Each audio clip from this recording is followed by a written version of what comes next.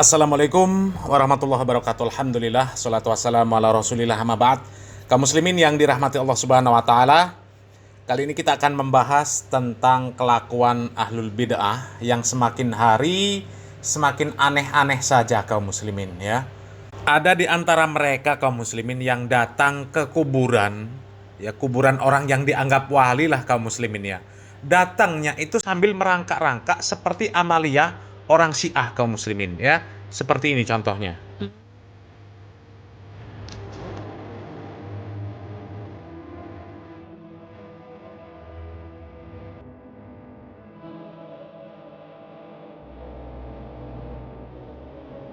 Nah kaum muslimin, mereka mendatangi kuburan orang yang dianggap soleh, kuburan orang yang dianggap wali, kuburan yang dianggap penuh barokah, dengan cara merangkak seperti orang-orang Syiah kaum muslimin.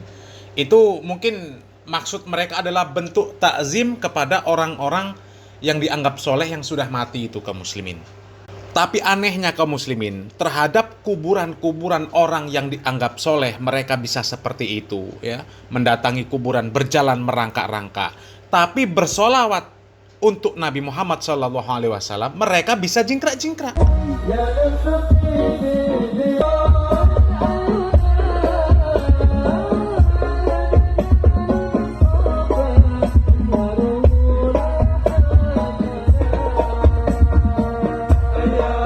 Tuh kaum muslimin, kan aneh mereka itu kaum muslimin ya.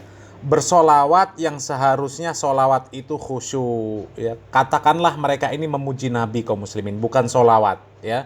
Katakanlah mereka ini membuat syair-syair, membacakan syair-syair untuk memuji Nabi Muhammad SAW,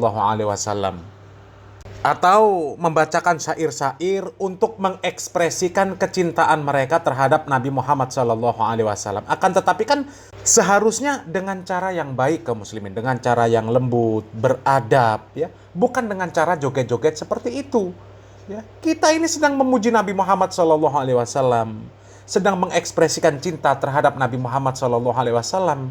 Masa dengan cara joget-jogetan, dengan cara jingkrak-jingkrak?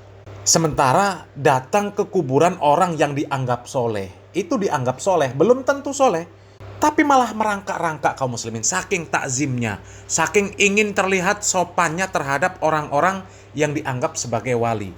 Nabi Muhammad SAW itu penghulunya para wali ya. Tapi tidak ada syariat mendatangi kuburan Nabi Muhammad SAW sambil merangkak-rangkak seperti itu. Nggak ada. Ya, mana ada orang yang datang ke kuburan Nabi Muhammad SAW sambil merangkak-rangkak? Nggak ada kaum muslimin. Ya, para sahabat mendatangi kuburan Nabi Muhammad SAW, nggak ada yang merangkak. Ini malah mendatangi kuburan orang yang dianggap soleh, belum tentu soleh, belum tentu ahli surga. Ya, kalau husnuzon iya. Ya, tapi untuk memvonis bahwa itu pasti masuk surga, pasti soleh, itu bukan hak kita. Ya, punya wilayah apa kita memvonis yang seperti itu, mengklaim seperti itu ya. Itu yang nggak pasti lah, kok malah merangkak-rangkak seolah-olah lebih mulia daripada Nabi Muhammad SAW ya.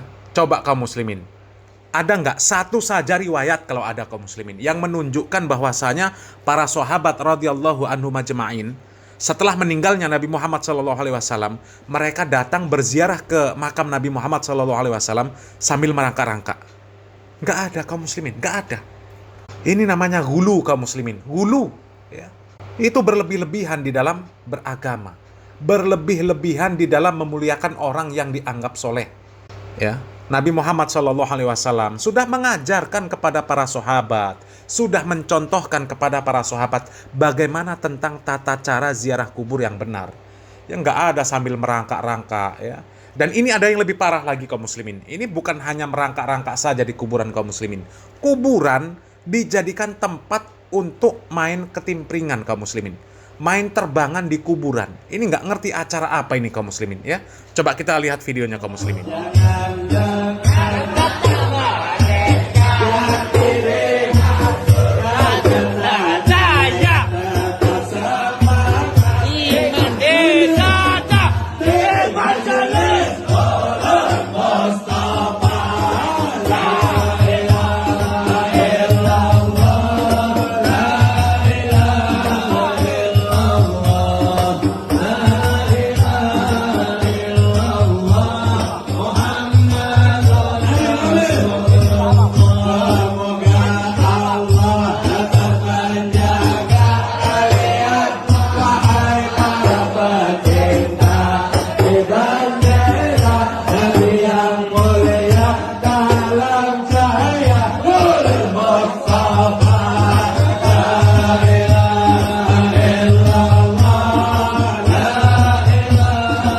Astagfirullahaladzim. Tuntunan dari mana yang seperti itu coba kaum muslimin? Ya, di kuburan malah ketimpringan kaum muslimin. Itu aturan ziarah kubur yang diajarkan oleh siapa coba kaum muslimin? Apakah Nabi Muhammad SAW, para sahabat, mengajarkan ziarah kubur dengan tata cara yang seperti itu? Tidak kaum muslimin. Ya. Ziarah kubur itu disyariatkan ya dengan tujuan yang pertama untuk mengingat mati. Ya, untuk mengingat mati, untuk mengingat akhirat, untuk mendoakan orang yang sudah meninggal dunia. Itu saja kaum muslimin. Ini kok ada ziarah kubur ya di kuburan sambil ketimpringan. Innalillahi wa inna ilaihi rajiun. Parah ini kaum muslimin. Dan ada satu lagi kaum muslimin, ini video kaum muslimin. Ini proses pemakaman juga diiringi dengan ketimpringan. Ini semakin kreatif saja kuburiyun ini kaum muslimin.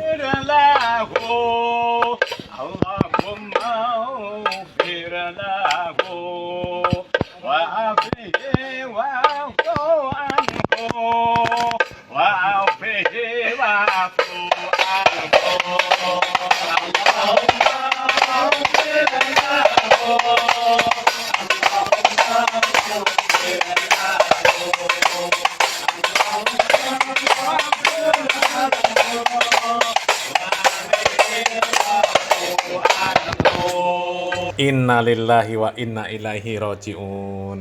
Ya, itulah kalau orang yang hobi merubah-rubah syariat kaum muslimin. Orang yang kreatif tidak terima dengan apa yang dibawa oleh Nabi Muhammad SAW. Mereka tidak puas dengan syariat yang diajarkan oleh Nabi Muhammad SAW.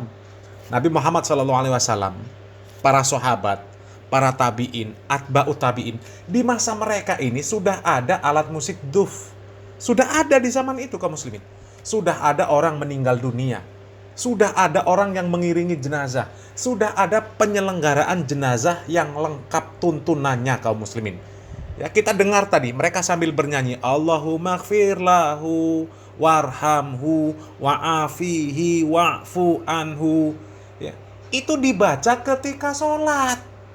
Ya, ketika sholat jenazah membaca itu.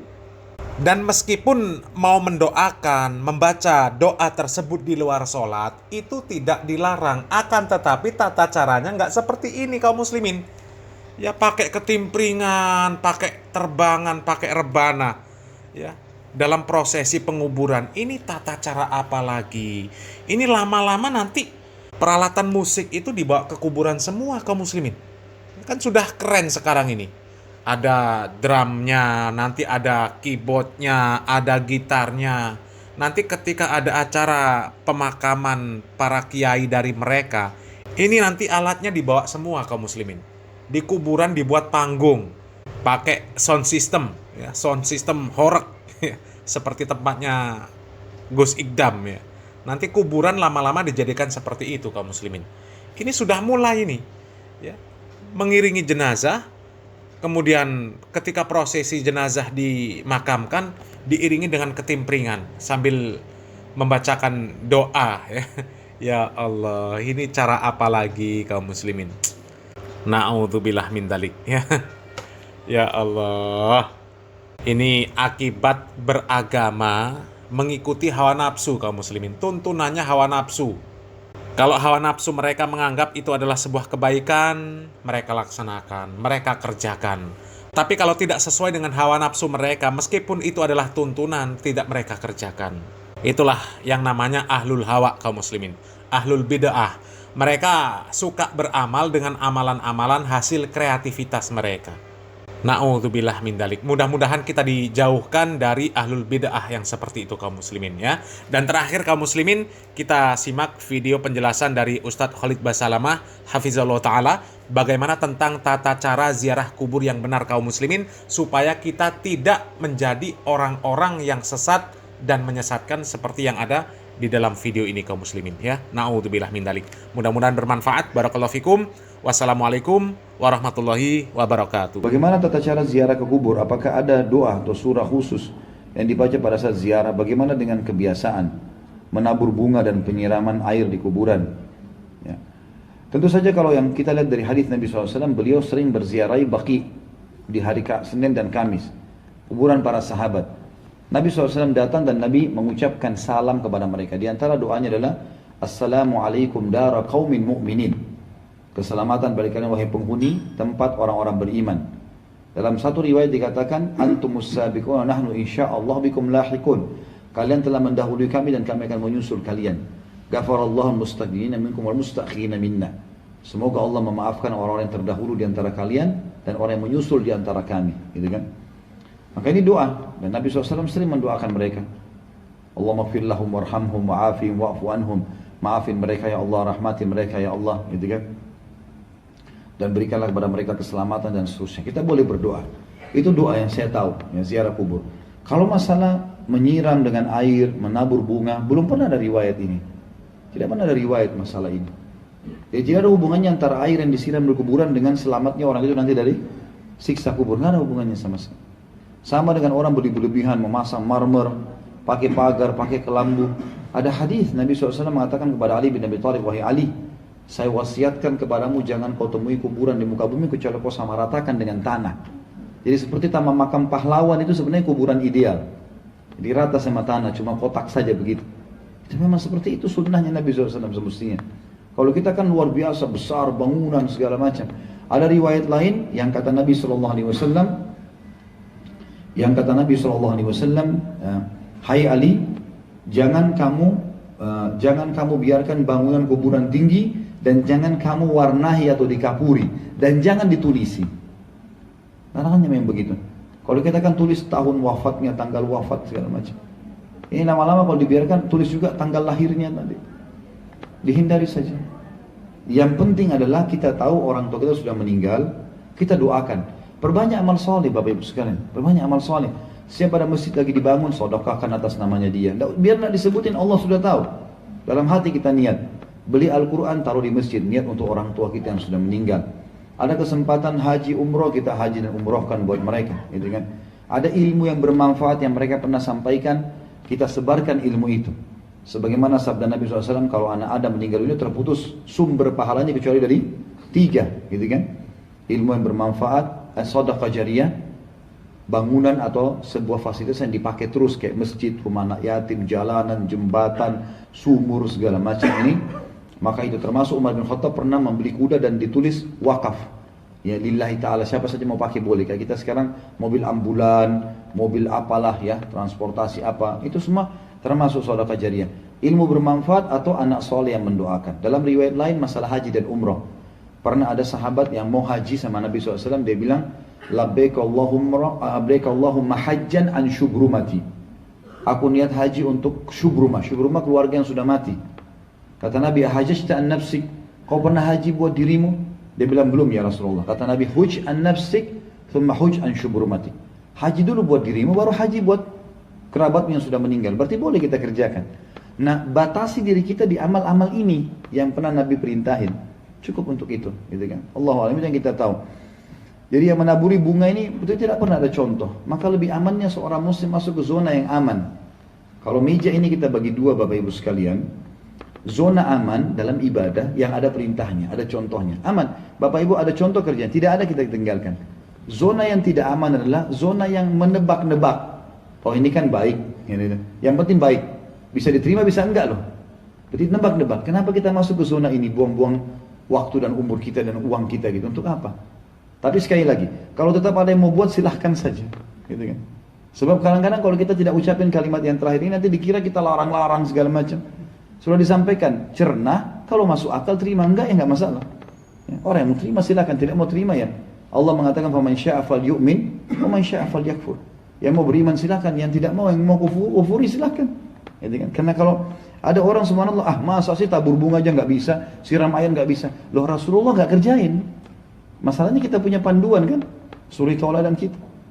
Lebih baik uang yang kita pakai beli bunga, beliin Al-Quran, sedekahkan di depan kuburan sama orang miskin, niat untuk orang tua kita. Sampai itu, gitu kan? Itu jauh lebih baik.